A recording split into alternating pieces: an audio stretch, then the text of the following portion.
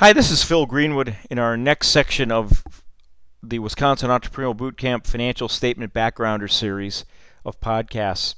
What we want to talk about in this section is to start the discussion on how to analyze the financial statements. We briefly discussed the income statement and balance sheet, looked at an example, the semantic numbers, and then also saw the example company, a startup, and how the various transactions got recorded.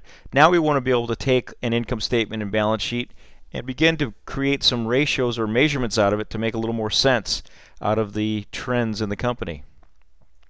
Ratio analysis is simply combining various numbers in the financial statements and dividing one by the other and coming up with some kind of relative percentage or relative number that makes it easier to compare with previous time periods or other companies or such.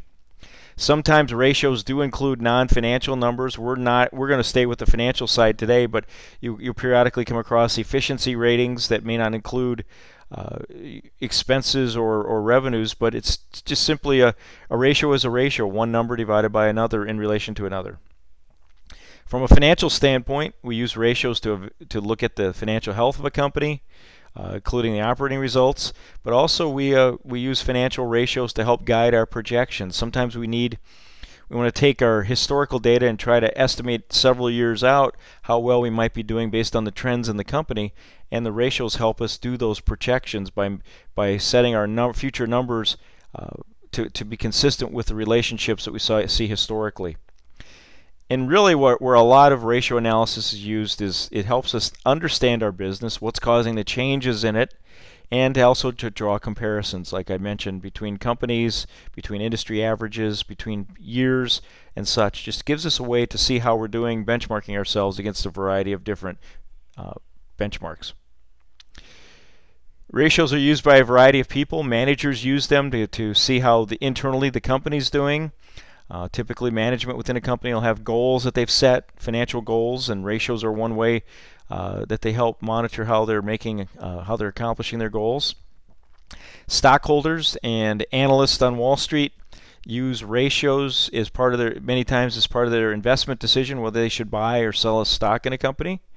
Bankers use ratios once they've made a loan to a company to help monitor how well the company's doing, and also if they are in compliance with the agreement that was set up. For instance, a company will receive a loan from a bank, and many times a bank will say, we'll maintain this, you can keep this loan as long as you maintain a certain ratio based on whatever criteria the bank has set. And once you violate that ratio, or what we call a covenant, then it might put the loan in doubt and make it a callable loan, meaning the bank could ask the company to pay off the loan right away. And then finally, credit departments. These are departments within companies, say like a Symantec, who have to make judgments on whether they should sell to a particular customer or not. They'll receive financial information from the consumer, from the customer, help evaluate their risk and whether they're a good, what terms they should give in the terms of the sales, and whether they should actually make any sales if a company or a customer is considered a bad risk. Now, from a semantic standpoint, here's the income statement from a previous session. Again, we can see the raw numbers. We made some conclusions. We know revenues were going up, gross profit going up, but net income not going down. Doesn't tell us a heck of a lot. Same thing with the balance sheet. We saw cash stayed about the same, receivables, accounts receivable increasing quite a bit, accounts payable going up, accrued expenses increasing, but still not a lot of meaningful information just looking at the raw numbers from one year to another. So this is where ratio analysis can help. So we can start taking one number, dividing it by a number, or looking at relative to another number to start looking at trends from a percentage standpoint to see, is there something meaningful changing within the business. One of the most important ratios we can use that really kind of is an overview of a business is return on assets. It's what we call a productivity ratio. In other words, it's net income divided by total assets, but what we're really asking is how much profits is the company or the management generating in relation to the assets that the company owns.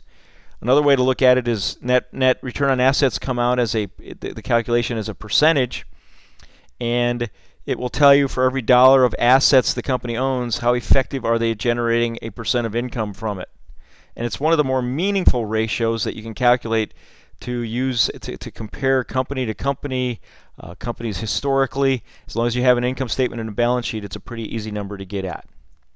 So when we look at Symantec, we can calculate their return on assets using the income statement and balance sheet from 91 to 90. 1990, you saw the profits at 9.4 million divided by the total assets of 65 million. The return on assets would be in 1991 would be 14.4%. A question that always comes up is, well, is that a good or a bad number? And as we always like to say, it really depends. It depends what you're comparing it to. Well, if we compare it to 1990, you'll see that 1990 we had almost the same amount of profits, but a much lower asset base, and thus generated return on assets of a higher 19%. So from an overview standpoint, a person could look at this and say, well, the company had return on assets of 19% in 90, declined to below 15%, a significant reduction from the previous year. And so it could raise a lot of questions as to management, what's going on. Is it we're letting our assets get out of control? Are our profits not increasing fast enough? Or just what are the reasons or questions that we want to ask? And that's really what the